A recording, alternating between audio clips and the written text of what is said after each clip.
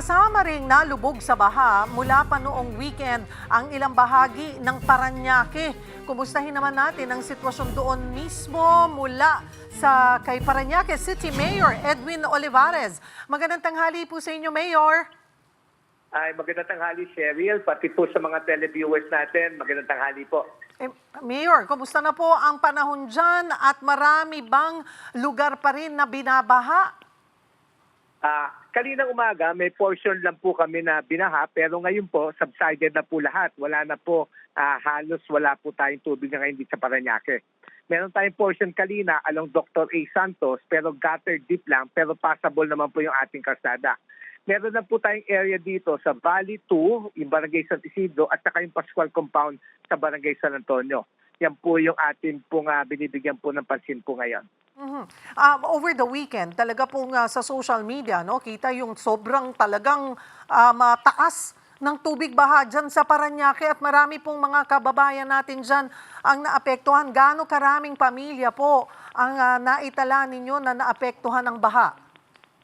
Po nung Friday pa ho, nag-activate po tayo ng mga evacuation center. Bawat barangay, yung 16 po natin.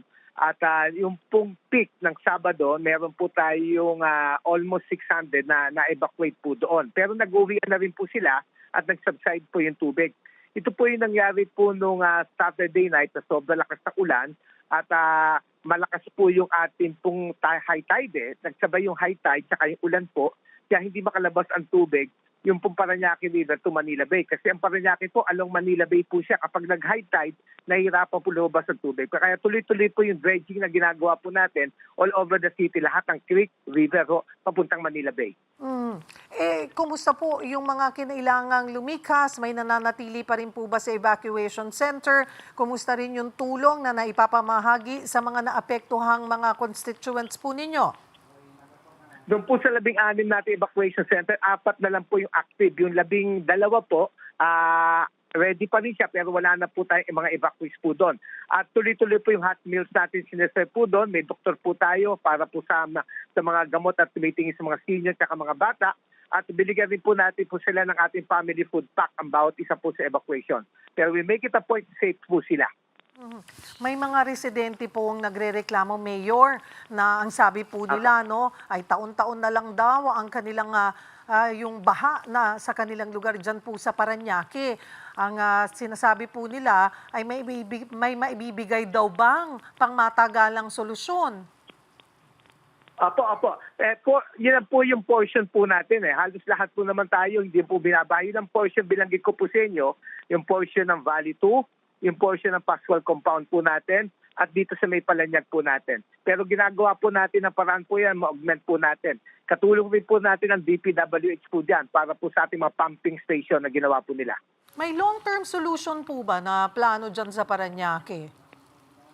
Yan po yung ating dredging na pagpapalalim po ng ating pong ilog. Tuloy-tuloy po natin ginagawa po yan.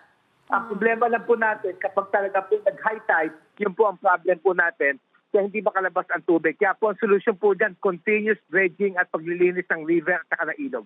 Kung ganito pong magtatagal pa yung ganitong klase ng mga pag-ulan, kakayanin ba ng lokal na pamahalaan? Ay, opo, ready naman po tayo. Lahat po ng ating, yung ating po mga frontliner naka-ready po, pati mga gamit po yan. At in fact, meron din po ang city po natin ng mga mobile booster pump kung saan po yung mga meron pang mga tubig na mga talaga pong standard siya, yung mismong tumatagal, pinapump out po natin po yan. Panghuli po, ano ang inyong paalala at mensahe sa mga kapatid natin dyan sa Parañaque ngayong masama pa rin? Medyo bumuti na yung panahon pero talagang rainy season, yung habagat po natin talaga, hindi natin alam ang dami ng buhos talaga na ulan na mararanasan eh. Po yan. Katulad po ngayon, may declaration po tayo no classes all levels sa city po natin. At yung pong ating pong mga government employees, wala rin pasok, pero po yung mga frontliners. So yung ating mga kababayan, yung pong wala namang importanteng gawin, just stay home muna po tayo. Number 1 po natin is safety po natin. Number 1 is safety. Marami pong salamat sa inyong oras, Parañaque City Mayor Edwin Olivares.